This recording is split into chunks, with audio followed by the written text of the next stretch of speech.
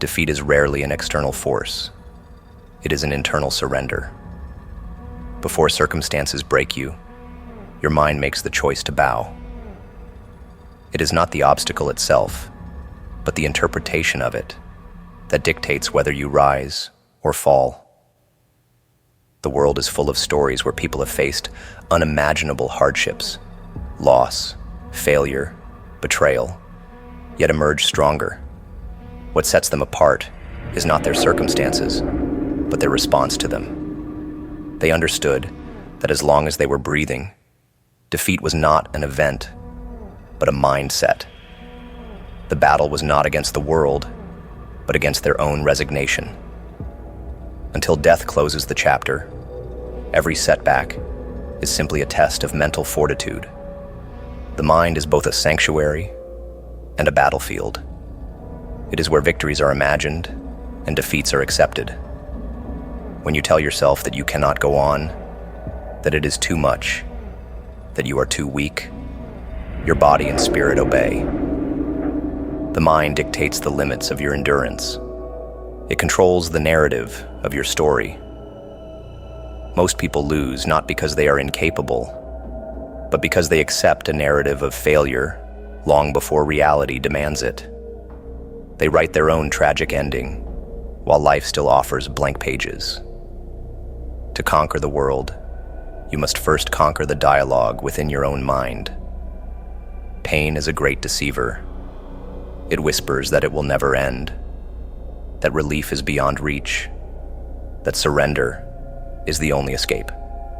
But pain is just a sensation, temporary, manageable, an indicator, not a master.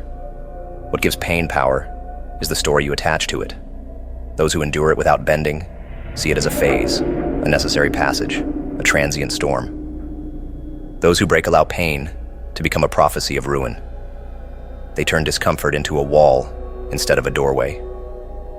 The truth is, pain cannot defeat you. Only your mind can. And the mind only breaks when it believes in the permanence of its struggle. There's a reason why those who survive the harshest realities often become the most unshakable. They understand that survival is not a physical act, but a mental stance. When you refuse to be defeated in your mind, nothing in the world can truly conquer you. Those who embrace this truth do not flinch at hardship. They meet it with a quiet, stubborn defiance, an unspoken promise that as long as they draw breath, they will not yield. Their spirit bends like a reed in the wind, but never snaps. The storms pass, the winds die down, and they remain. Scarred, yes, but still standing. Fear is the architect of defeat. It builds walls where there are only shadows, creates enemies where there is only uncertainty. The mind, when governed by fear, turns every challenge into a monster. But when governed by resolve, it turns every monster into a stepping stone. The difference is not in the external world, but in the internal perspective. Those who fear defeat create it. Those who accept the possibility of failure, but refuse to internalize it, turn setbacks into comebacks. They understand that defeat is not an ending, but a comma, a pause, not a period. The mind is also a master of justification. It offers you comfortable lies to avoid discomfort. It tells you that quitting is not surrender, but wisdom, that avoiding challenges is not cowardice, but prudence. It rationalizes defeat as fate, as if you had no choice in the matter. But deep down, you know the truth. You know that every time you step back when you should step forward, a part of you diminishes. That every time you choose comfort over challenge, you strengthen the chains that hold you down. The mind, left unchecked, will always choose the path of least resistance. But true strength is forged in resistance, in the friction of enduring, when every part of you wants to give up. There are no external victories without internal wars. Every success story is a tale of someone who defeated their own doubts, silenced their own fears, and pushed past their own limits. The battle is not against circumstances, but against the voice inside you that says you cannot. It is not the world that defeats you, but your belief that you are not strong enough to face it.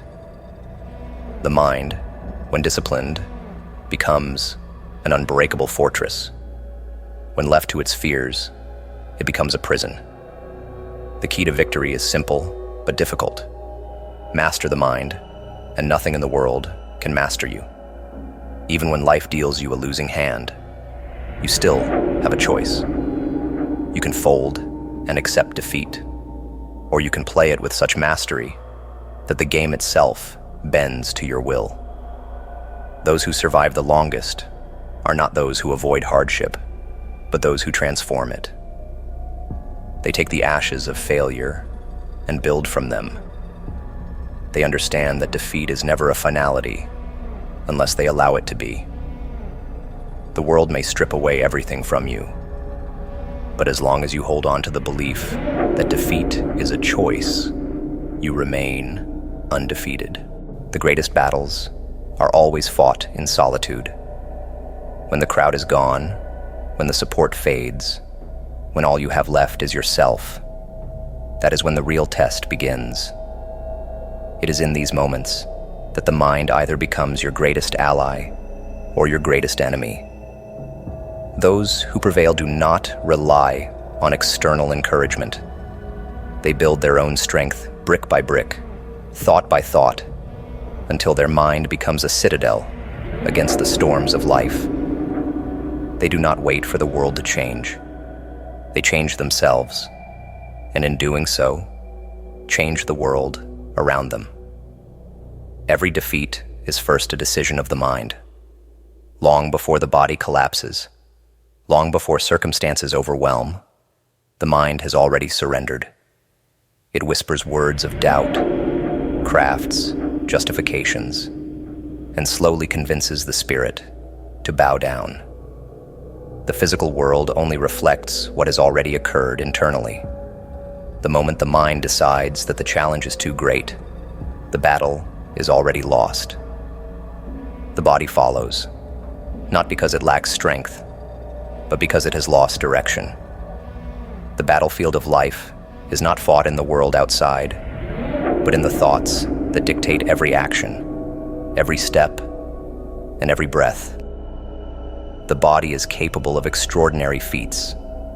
History is filled with stories of people who have endured beyond what seems humanly possible, surviving harsh conditions, pushing through pain, achieving greatness against all odds.